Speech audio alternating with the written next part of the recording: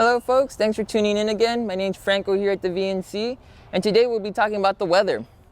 Now, more specifically, we'll be talking about the water cycle. And right now we're shooting outside because, well, for the water cycle, what do you think is the most important part? That's right, the water. And we're here because I'll be using this pond to kind of help explain what happens with the water cycle. So let's go ahead and dive in. Step 1, evaporation.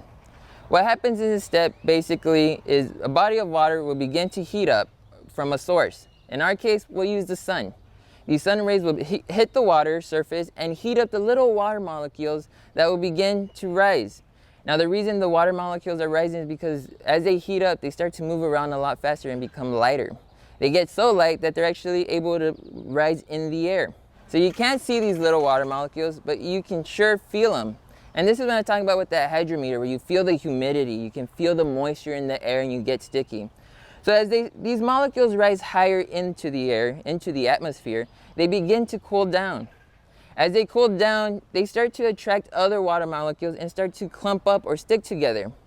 Once enough water molecules clump up, that's when you start to see the formations of clouds. Believe it or not, each cloud is roughly over 1 million water droplets or molecules that make a cloud.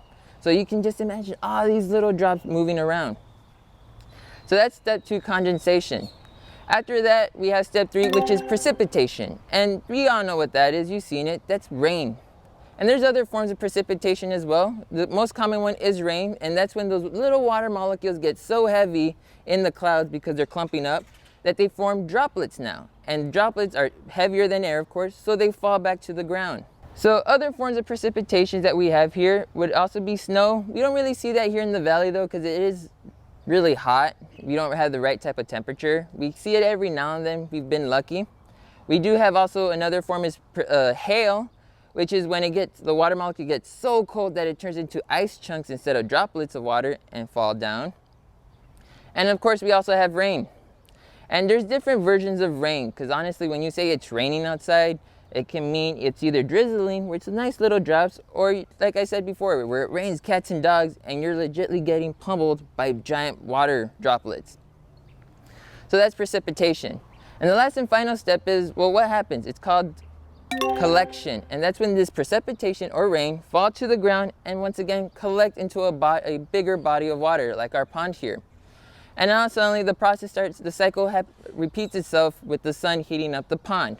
So once again, folks, just to conclude this video, let's just go over the steps one more time real quick. Step 1, which is evaporation, and that's when the water heats up and goes to the sky. Step 2 is condensation, and that's when those little water molecules in the sky condense to form clouds. Step 3 is precipitation, and that's when those water droplets in the clouds get so heavy that they fall back down to earth. And step 4 is collection, where those little water droplets clump up again or go together to form bigger bodies of water. All right, folks, well, that's our video. Thanks for tuning in today. My name's Franco. Remember to join us in our afternoon Google meetings at 6 o'clock every day for any questions or comments you have.